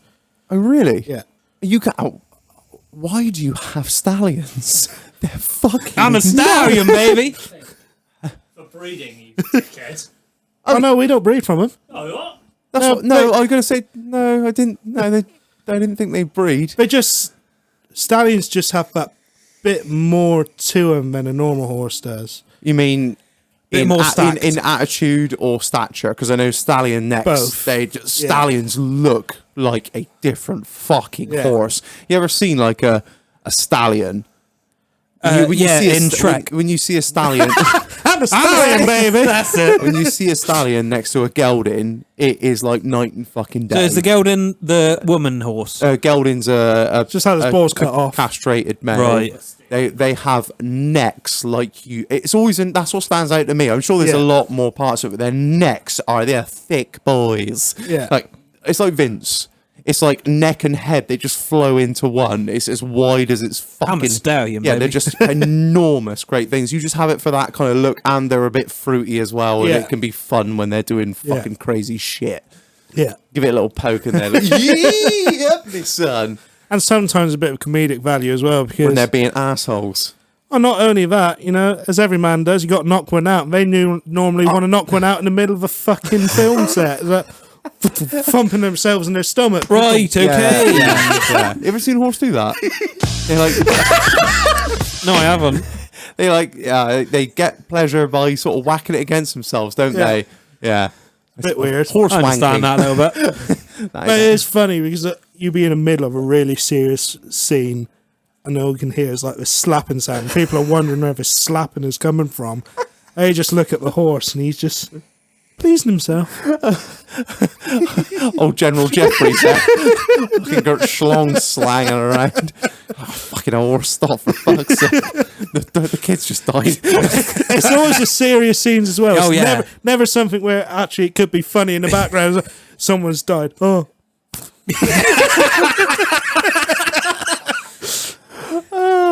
Get out. Oh. I'm fucking done. I'm done. Right. Are you fit? Yeah.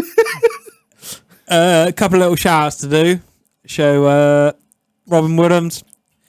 Congratulations on passing your class 2, Shag. Yeah, well done, Drive. Sorry it's a bit late on the old shout out, but we got there in the end. Yeah. Love you, boo. Right, I've got one shout out to do, which is a couple of 4 of the most cooked cunts I know or have heard of. They are doing something for charity. It is bold to mullet in 365. Absolute fucking senders. Brilliant. Right. I'm going to read you out a little bit of spiel from their fundraising campaign. Right then, you beauties. We are 4 country chaps from South Devon. We have lived and worked on the land since day dot. It's time to give it a little bit back to the local charities that are close to our hearts. We are proposing to shave our heads clean on January the 31st. So by the time this has come out, they will have already fucking done it and grow a full and luscious mullet by the 31st of January 2023. That's commitment. That is commitment. We all want from you is your charitable support. Many thanks, Chris M, Dan K, Henry H, and Luke A. I will hopefully, without any further delay, I will link the link in this podcast description, so you'll be able to click on Spotify, Apple Music, wherever you're listening. Click on that. Please donate to them. I believe it's all going to Cancer Research UK, which is fantastic. And going from bald to a mullet in a year is no small feat. It's not something I could do or would do. So I can't shave my hair because I don't know if it'll come back. and that, yeah, well, I look like I'm in a prison gang. If I shave my head, I should just may as well tie a swastika on my chest. Cause Take me out for dinner, baby. Hey, yo. I literally look like white pride, whatever. What do they call them? Aryan brother. Yeah. Aryan brotherhood. I look like one of those cunts if I shave my head. Fuck your life! Yeah. Bing bang! So I won't be fucking doing a Harry's. So, yeah, mad props to you guys for doing that. I'll put the link in the description. You can donate to them, guys. It would mean a huge amount to us because they're fucking listeners of the podcast and, they're the fucking boys, aren't Full they? senders. Full fucking senders. We got any more shout-outs to do, Marlon? I think that's it. No, for that's tonight. it, mate. We're squared off for the night. We are fucking squared off. Ollie, mate, thank you so much for coming on. Taking a trip down, like, Been Oh, in it's my pleasure. fucking element listening to this shit. I love it. I know it's very horsey, but Yeah. even then, I have my. It's not your general horsey Well, stuff. it's not. That's different. No, yeah, that's it's not. it. It's not just like. Oh, yes, I go venting. I've got a horse and I do some jumps. I go hunting at the weekends, you know. Tell her. Yeah, that's it. That's the one. Let me horn. God alive! No one's gonna. No one's gonna hide behind me as whippering, are they? With that fucking shit. Sorry, Greg. Greg doesn't mind. He doesn't listen to this shit. He just looks for peaks and troughs in the fucking sound waves. There's a pheasant. Ring the bell. Ring the bell. Ring the bell. Fuck it. We have all the sounds on here. No, really appreciate you coming down, man. Thank you so much. Right. It's been a pleasure to have you.